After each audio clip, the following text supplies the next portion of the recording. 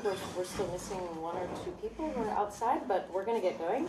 I have the great pleasure of chairing the panel Narrative Visualizations Probing Lenses, something I'm completely unfamiliar with, so deeply excited to learn about through these fascinating presentations.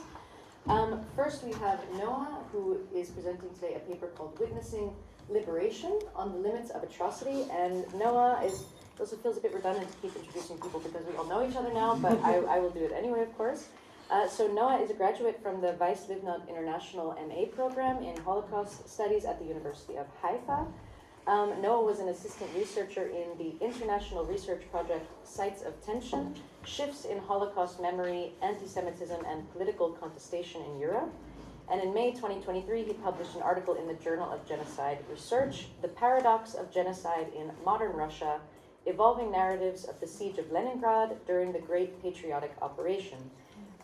He completed, amazing, his thesis on the topic of Judeo-pessimism, and he now works as a research intern with the Institute for the Study of Global Anti-Semitism and Policy. So I will hand it over to Noah for this fascinating talk. Thank you. Thank you all, despite having the advantage of refining my lecture over the course of the whole week. I still may have taken the idea of gaze too literally. But as you can see, I've changed my title accordingly, though I simply could not bear to call it anything in some moments. However, because it must be grounded in terms generally understood, I titled this Witnessing Liberation on the Limits of Atrocity. Here I will present to you newly found footage from the Socialist train located about 10 kilometers from Magdeburg, being liberated by US soldiers coming from Bergen-Belsen, dated the 17th of April, 1945, just as British and Soviet forces arrived in what would be called the Battle of Berlin. This followed a similar liberation on the 13th, whose photos have since become iconographic. About 2,500 names are recovered by Bernd Holzmann and maintained by, who is the curator for the Registry of Names for Bergen-Belsen. So to preface the footage itself, as it does show individuals in poor form, perhaps triggering or reminiscent of familiar but more graphic footage must be mentioned. Also, this lecture takes place, I think, necessarily in the aftermath of October 7th, as I was living in Israel during this time. In December of last year, nearly 3 months after the attack, the French journalist Stéphane Beau of Quai, La Revue, interviewed a documentary filmmaker and psychoanalyst, Michael Razan, and film historian Jean-Baptiste Toré on the topic of image wars, filming crime from the Einsatzgruppen to Hamas. Tracing the history of documentary violence back to the Holocaust by bullets, they explore the ethics of producing the image and of witnessing its subject from the perspective of both the perpetrator and victim in 3 themes: trophy, pleasure, and recruitment.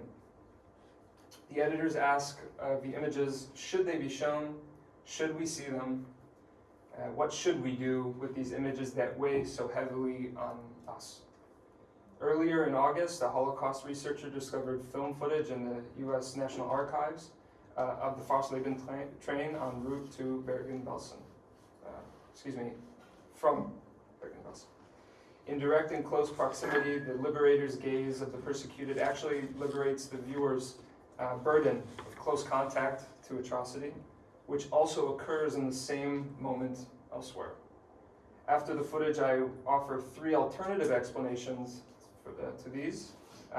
In the case of what we might call liberation footage, as contextualized by the first 3 on atrocity footage. Notice the similarities, and perhaps, if I may borrow from Riti, try and notice the other side of the dark. The first explanation is trophy, as you can see. Razan and Jean-Baptiste write that the atrocities are filmed in part with the motivation of pride and accomplishment. Amusement veers into pleasure, the second explanation, but nonetheless achieves a documentary value for the perpetrator to claim, to own, to show off, to show their loved ones, even, or community. Perversely enough, atrocity footage is technically archival, so it is meant to sit on the same shelf as any other historical document, which brings us to pleasure. We can readily summon the iconographic scenes perhaps from Lithuania or Ukraine, perpetrators smiling as their victims perish on film. We know this pleasure from photos and footage depicting Nazis at precisely the moment they are held accountable by the viewer. How does it feel to bear witness to this amusement, some watching with momentary indifference? The ecstatic joy promised by leaders erupts in the killing fields of southern Israel. Their joy is our disgust, and yet, in analyzing these visual materials, what cannot be omitted is the extent to which footage of liberation, on the other hand, gives its viewer a good feeling, or at least the opportunity to feel deeply the illusion of protection from evil by the forces of goodness. We can also conjure images of perpetrators surrendered with arms raised, or slouched behind the barbed wire of their own camp, or even hanging. This is an attempt to bring about the narrative of justice as publicly as was broadcast the atrocity by these very perpetrators, who themselves went to great lengths cultivating reputation through proof of action. Those otherwise ordinary men who filmed their trophies with pleasure, I'm asking what makes them so different in this specific context from the American liberators that you will see. Dealing in death or postponing its inevitability, and we, their secondary witnesses, nearly 80 years on, watch with perhaps ambivalence or relief or shock, because we know how things turned out, and we were not there to capture the scenes of real destruction, but only to witness versions of that destruction when we choose to see it. Of course, we are also ordinary men, susceptible to banal evil. How far are we truly from the pleasure of witnessing the moment of death? How far am I right now from the killing site of my Bubby's family? How thankful must I be that there's no footage from that day that I know of?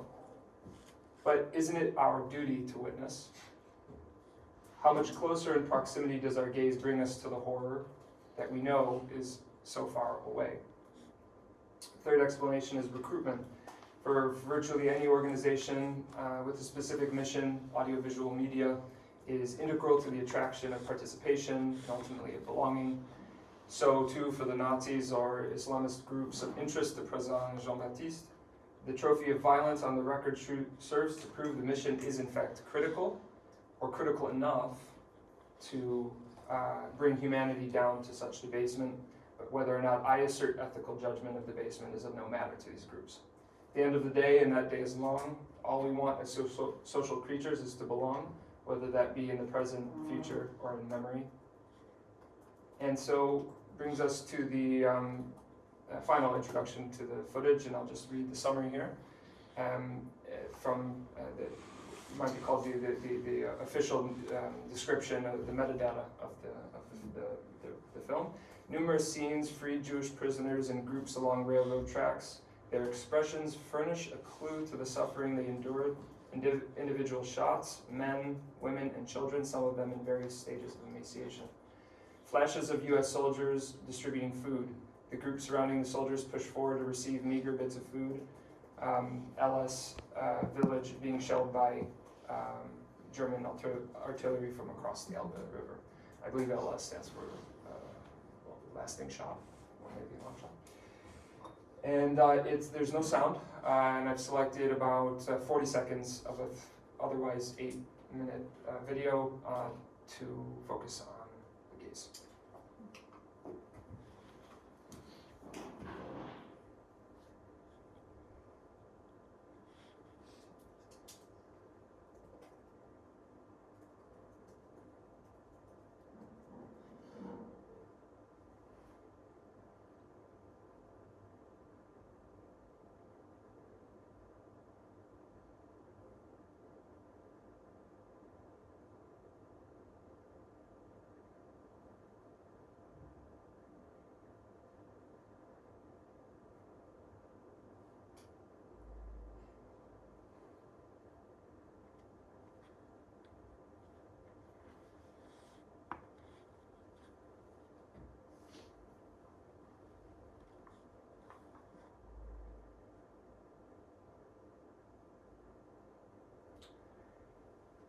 So, in the act of liberating, as we may conceive of it, Our sense of relief is colored by an ambivalence.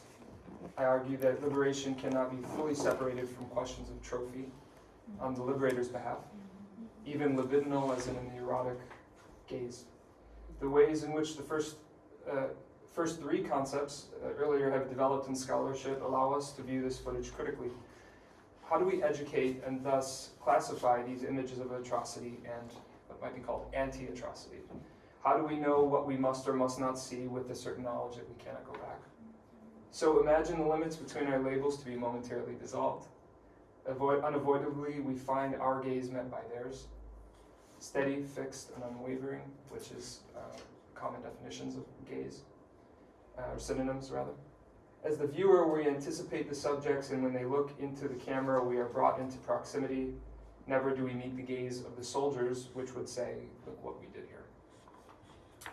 The first element is now ownership. It begs the familiar question, to whom does this trophy belong? Who owns it? Do the soldiers? After all, while the footage may serve as a trophy for wartime propaganda, or in the history curricula to follow, whether it's in the US or in Germany, I wonder if the soldier behind the camera could foresee just how powerful his film would be. And the second element being purpose. The liberators can then conceptualize their mission as complete in some manner, possibly answering why they are there in the first place. Of course, perhaps saving lives or life itself lends to the euphoria of pride, as well as an answer to impossible questions. The third, and perhaps most importantly, in my opinion, is proof of all of the above. Today, we know nearly beyond a reasonable doubt this footage is authentic in the sense that it has not been tampered with, and we know where it is situated in the historical context. And for the soldiers, this is proof of goodness, of a moment of triumph over evil. What kind of proof is this for you? Now, at the risk of exploitation or fetishization, the gaze of the viewer witnesses something miraculous. The train has been halted, its victims freed from the trap, perhaps from certainty itself. Splayed out in fatigue, some possibly lifeless, these individuals resemble other footage of bodies we have seen. Victims of the Holocaust, liberated by the US Army, which is where I grew up, so I'm coming at this also from an American perspective. This footage is also evidence of horror. We don't see it, though we know it. The proximity or immediacy of their gaze to ours becomes a moment of wonder and scrutiny, considering also that the German army is also in proximity, shelling a nearby village, which is included in the footage, but I chose to leave that out. To use Kolya's words, the moment of our gaze is a matter of action, not verbiage, despite my own lengths and verbiage. We are as close to these individuals as they were to the nearby Germans, and all that separates us is time and silence. How do the perpetrators' reasons to film align or differ from the liberators? How do we refrain from the strict moral and emotional limits of the labels to which we are so accustomed?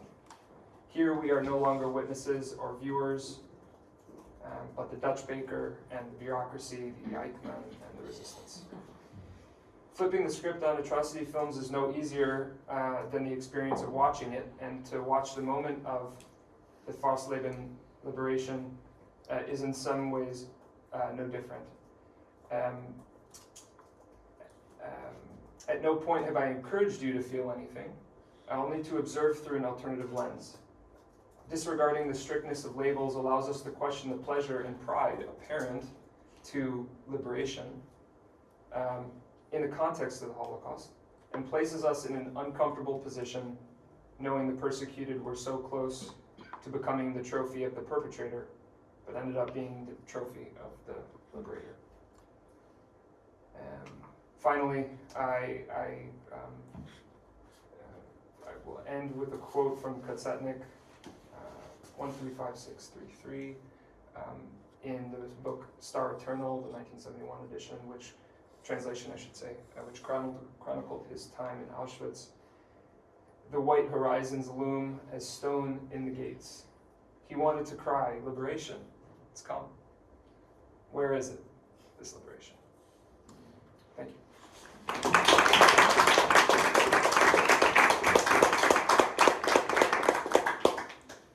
well, you've made my job as chair remarkably easy. You have